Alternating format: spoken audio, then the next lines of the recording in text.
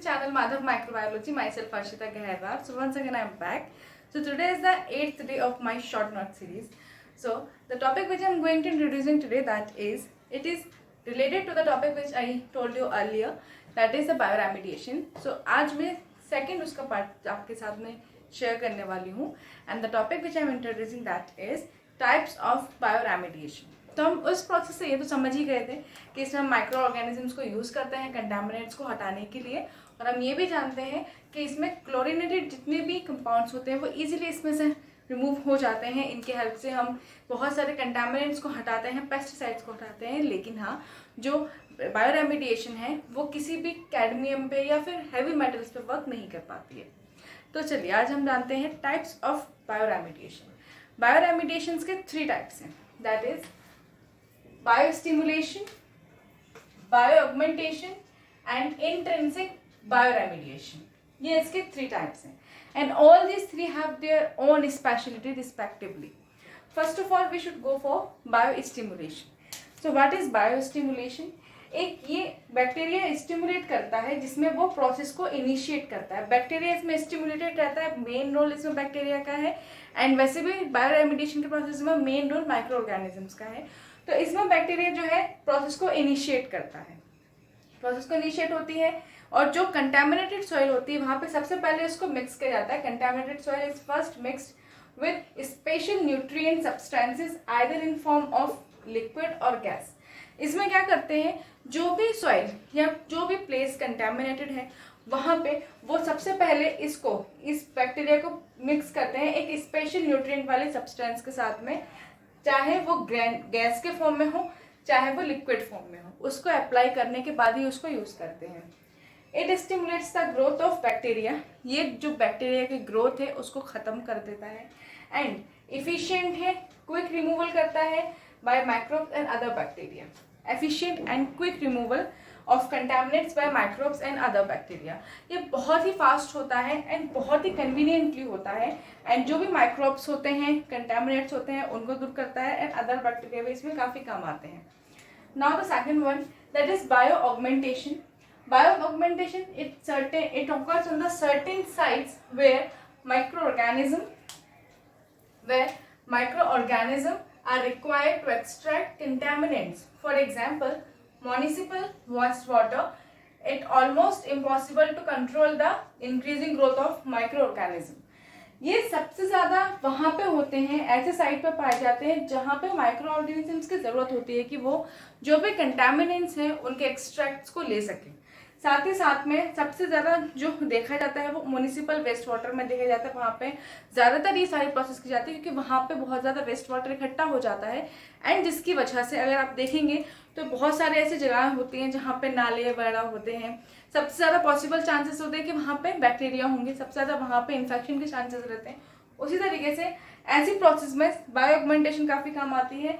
And it is a process of particular removing contaminant. इस process में particularly एक contaminants को हटाया जाता है. वो प्रोसेस है bio augmentation and it is also very important process. ये भी एक इम्पॉर्टेंट है. इसके बाद आता है इंट्रिंसिक बायोरेमिडिएशन. अगर आप इंट्रिंसिक बायोरेमिडिएशन की बात करें तो अगर मैं उसको ऐसे डिफाइन करूँ कि इसका काम एक तरीके से इंडस्ट्रियल पर्पज से भी है तो गलत नहीं होगा, क्योंकि जो ये है इसका काम हम पेट्रोलियम में भी देखते हैं, अंडरग्राउंड पेट्रोलियम में देखते हैं. क्योंकि अंडरग्राउंड हमारे क्या कंटामिनेटेड है हमें नहीं पता, because we don't know if there is chance of a leakage. We can't able to determine that place where from it coming. But in the intrinsic bioremediation it's very important, it's very easy to found out the defective place from that area. So what is the intrinsic bioremediation? Intrinsic bioremediation, it is a most effective in soil and water because of their 2 biomes that always have high probability of being full contaminated and toxins. क्या होता है कि सबसे ज़्यादा effective है soil में भी and water में भी. उसका रीज़न है क्योंकि इसमें 2 बायोम्स हैं. 2 बायोम्स का मतलब है जहाँ पे 2 एक साथ में अलग अलग चीज़ें मिल रही हैं. जैसे कि आप सॉइल देख रहे हैं तो उसका pH टेम्परेचर अलग है, वाटर देख रहे हैं तो उसका टेम्परेचर वगैरह सब अलग है. वाटर तो एक अलग ही बॉडी हो गई, बट जहाँ पे 2 अलग चीज़ें एक साथ में आए तो हम बायोम्स कहते हैं. साथ ही साथ में वो हमेशा इसके अंदर एक हाई प्रोबेबिलिटी है कि यहाँ पे कंटामिनेशन होगा, यहाँ पे हाई प्रोबेबिलिटी है। प्रोबेबिलिटी एंड पॉसिबिलिटी में हमें डिफरेंस पता है। Probability that means there was a chance that coming, but not a 50-50, it's about 10 में से 4 और 6, but in possibility that was a 50-50 chances, that is probability, हो सकता है, एंड होना पॉसिबल है, that was a huge difference in between. So there are high probability of being full contaminated in toxin, उसकी high probability है कि वहाँ पे ज़्यादा कंटामिनेशन होगा और ज़्यादा टॉक्सिन होगा। It is mostly used in underground petroleum tanks. It is difficult to detect a leakage in the contaminants. क्या होता है कि जब भी इस तरीके की कहीं पे अंडरग्राउंड वाटर, जितने भी पेट्रोलियम टैंक्स होते हैं या जो भी अंडरग्राउंड वर्क होता है, हम उसमें डिटरमाइन नहीं कर सकते फ्रॉम कहाँ पे क्या क्या प्रॉब्लम्स है, क्या क्या लीकेज है। उसे फाइंड आउट करने के लिए ये प्रोसेस की जाती है। इसमें ये होता है कि जो भी आपके टॉक्सिन्स हैं उनको उसमें डाला जाता है, एंड क्योंकि टॉक्सिन जो है जाएगा तो बहुत आराम से वो जा सकता है पैनल के अंदर। जैसे टॉक्सिन डाला जाएगा तो जो भी अंदर उसमें कंटामिनेंट्स होंगे वो इजीली रिमूव हो जाएंगे। जब वो रिमूव हो जाएंगे तो अंदर से प्लेस हो जाएगी और वहाँ पे लीकेज का भी चांस होगा तो वो भी मालूम पड़ जाएगा। तो उस तरीके से इस प्रोसेस में ये काम करता है। एंड जितने भी मैं अंडरग्राउंड की बात कर रही हूँ, पेट्रोलियम टैंक्स की बात कर रही हूँ, या अगर कोई भी अंडरग्राउंड अदर वर्क चलता है, हम ज़्यादातर देखते हैं कि अंडरग्राउंड काफ़ी ज़्यादा काम चल रहा होता है, सीवेज सिस्टम में काम चल रहा होता है, कोई भी पाइपलाइन चल रही है, तो there was so many use of things which were related to the underground work. So in that process, that kind of a bioremediation can work for the purpose to remove the contaminants from the places. So bioremediation एक बहुत important topic है, क्योंकि bioremediation as the environment study is coming, going further on and having many of the things were happening, because now government as well as normal people also must take care of the environment, because global warming is so increasing, and also the reason is behind there was so many reason of deforestation because of many of industrial establishing and many of things were there, जिसकी वजह से green environment नहीं है।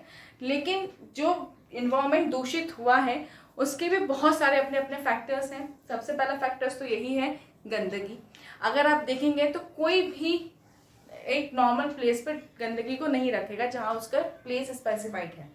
सो इस तरीके से चीज़ें polluted होती हैं, एंड अगर पानी पॉल्यूट हो जाए तो that's what coming very easy to spread the disease over the world. कहीं पे भी गंदगी होगी, कहीं पे भी बीमारी आ जाएगी।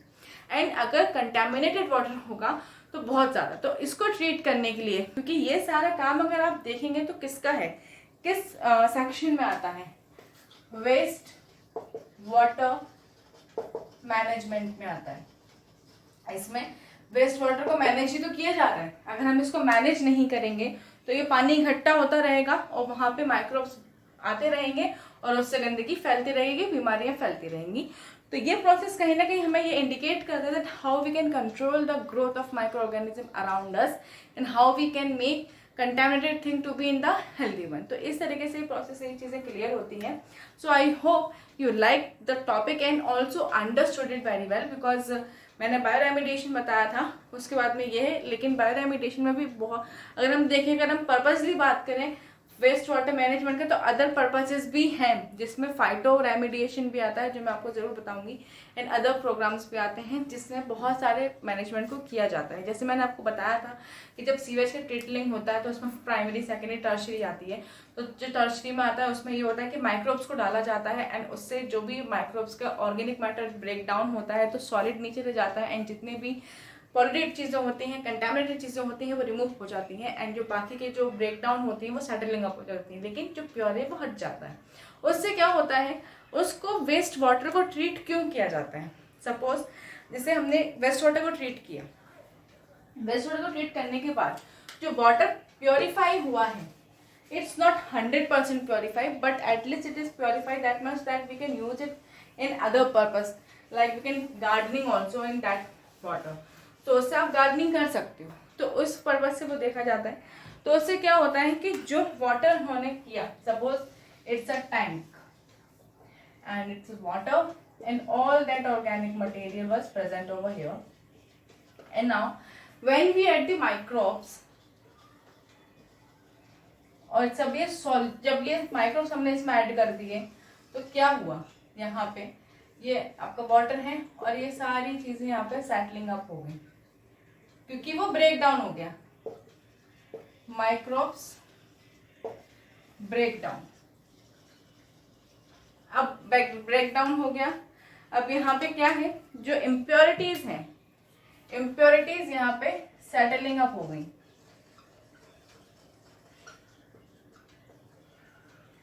Impurities are settled. इम्प्योरिटीज यहाँ पे सेटल्ड हो गई और यहाँ पे माइक्रोब्स जो है टूटे हैं. यहाँ पे जब माइक्रोब्स के सॉरी ऑर्गेनिक मैटर टूटा है, जिसकी वजह से जो ऑर्गेनिक मैटर है वो नीचे आ गया है.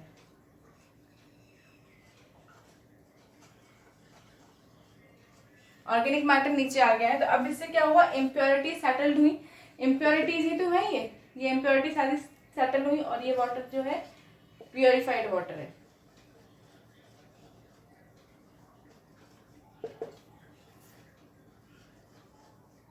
और जब ये प्योरिफाइड वाटर आएगा तो हम इसको यूज कर सकते हैं फॉर गार्डनिंग. हम गार्डनिंग के लिए यूज कर सकते हैं या फिर नरिशिंग सॉइल. नरिशिंग सॉइल से मेरा मतलब है, कभी कभी होता है ना कि हम पानी डालते हैं मिट्टी में ताकि जो हीट एवेपोरेट हो सके, हीट जो है वो सॉइल मॉइस्चर बन के एब्जॉर्व कर ले. तो इस तरीके से हम यूज कर सकते हैं. तो यही कुछ चीजें होती हैं जो इन्वायरमेंट को एक स्मॉल स्मॉल कंसिस्टेंसी स्टेप से एक बिग स्टेप में कन्वर्ट कर देती है. सो यही एक उद्देश्य है इस सारी प्रोसेसेस का, इस सारी मैनेजमेंट का, कि हम कैसे चीज़ों को और एक्सप्लोर कर सकते हैं और अच्छे से कंटेमिनेट चीज़ों को रिमूव कर सकते हैं एंड इन्वायरमेंट को कितना सेफ एंड ग्रीन बना सकते हैं. So I hope you may understand this topic very well because इस topic is very simple. Actually देखा जाए तो ऐसे जो टॉपिक्स होते हैं वो आपको बहुत अट्रैक्ट करते हैं जनरल अवेयरनेस के साथ भी, एंड साथ ही साथ में आपको समझ में भी आता है कि कौन सी प्रोसेस किस वजह से हमें करनी चाहिए. एंड आप इससे और भी ज़्यादा अपग्रेड होते हैं समझने के लिए, करने के लिए कि आपको किस टाइम पे किस तरीके की प्रोसेस करवानी चाहिए. So I hope you like this topic and you like the video also. So I hope please if you don't like topic then please not ignore, but actually the topic is very important to study.